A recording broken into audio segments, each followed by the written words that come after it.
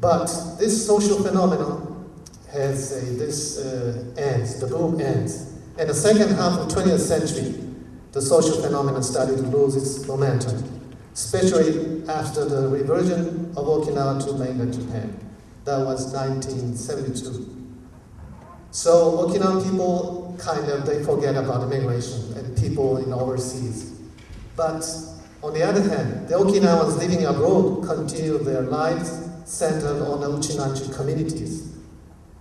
And also, as a retribution for the help received, Okinawa state government continued to meet the requests from overseas Okinawans, such as receiving their descendants as exchange students, or sometimes they provide a big financial support for building their community halls or cultural centers. And after about 2 decades after the reversion of Okinawa to mainland Japan, a new stage for Okinawa and overseas communities starts. Having improved their life standards, the Okinawan people began to reconsider their own identities, tracing back their history, where they were helped by people abroad, trying to regain their real Uchinanchness identity. And at the same time, the Okinawan media, like newspaper companies or TV stations, started to cover Uchinanchu in the world with more energy than ever. That stimulated the Okinawan people and brought back the attention to the Uchinanchu who were living abroad. This really awoke the feelings of Uchinanchu as a whole, and stimulating each other, revitalizing and energizing the sense of integration. Actually, this was the beginning of the present Uchinanchu cross-border network, what we're talking about.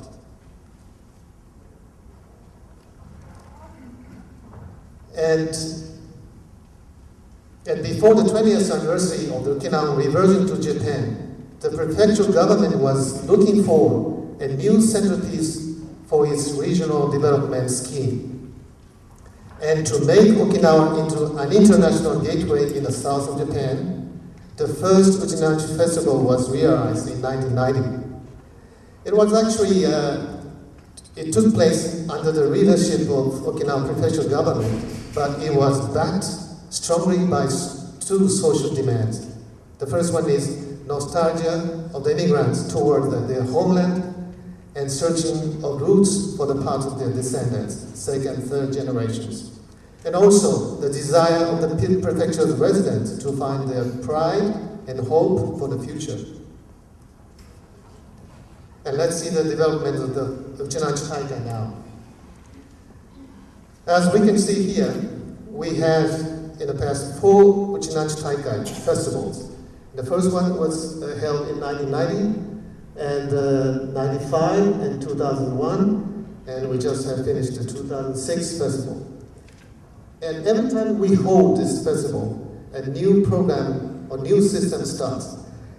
Like Uchinanchu Goodwill Ambassador System was instituted at the first festival, and at the second festival, WUB, Worldwide Uchinanchu Business Association, was stimulated. And at the third festival, Junior Study Tour started. And at the fourth festival, One School, One Country program started, and host family bank system was announced by the government. Well, if you want to know in detail these programs, you can see in a booklet more in detail. These are not the just event, but it's continued throughout the year. So just to deepen the network of Uchinanchu throughout the world. Next, please. Now let's see the development of festival in figures. As you can see, the number of participants is growing. The first festival we had 2,400, and in the second it was about almost 4,000, and the third 4,300, and at the last festival, fourth festival, we had about 5,000 people, individual came to attend this festival.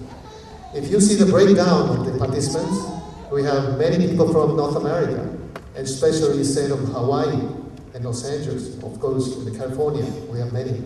And we also have from Latin America, and of course we have from like Tokyo, Osaka, mainland Japan.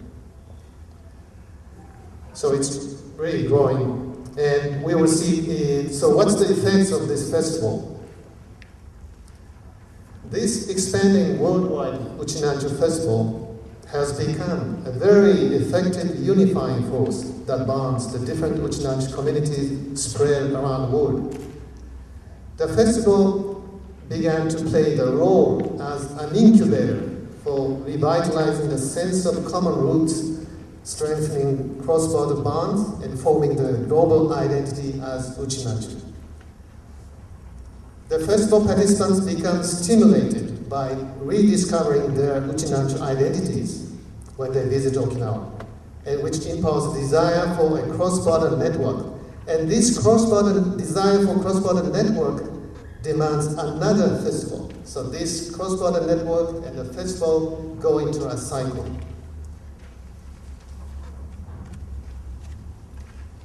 Now, here I show you some interesting features. From my personal point of view, this Uchinanchu Taikai or festival is growing very soundly. Not because the number of participants is growing, but also we can see that the festival is including the people of non-Okinawan descent. As you can see in this chart, when we ask in question 2, either they are of Okinawan descent or not, about 70% said they are not Okinawan descent. Probably they're like spoused or friends of the Okinawans. They attend this festival and they be a part of the Okinawan fans. So it's how we can see how it grows. And also we can see, this is also my personal point of view also, that if we see the breakdown of the participants, if they have participated in a previous festival or not, or this first time, the first time participants of this at the fourth festival was about 70%, and another 30% was a repeater.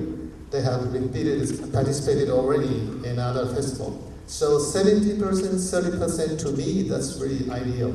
They're always having a new participants, but there are also people who have participated before, repeating that. Okay, and then now here comes my conclusion. It is really amazing to see how Okinawans from different parts of the world gather looking for their common roots and fostering a cross-border identity by holding the festival one after another. However, there are still some challenges before we continue to praise this amazing ethnic activity. The challenges are how to have Okinawan residents understand this passion of overseas Uchinanchu toward Okinawa as a sacred place, and how to pass it to the next generation, both in Okinawa and overseas Uchinanchu communities. And also, how to keep it global. Keep it global means as a total number of participants, we saw the growth in the fourth festival, but participants from like Brazil decreased a little bit in the fourth festival. So the question is if either we can continue that global, people from many, many places of the world. And I think when we can overcome these challenges, this Okinawan festival, the amazing ethnic activity will grow, and it will become, it will form a new Okinawan society without frontiers, and multicultural, multilingual, which many people dream of. Thank you very much.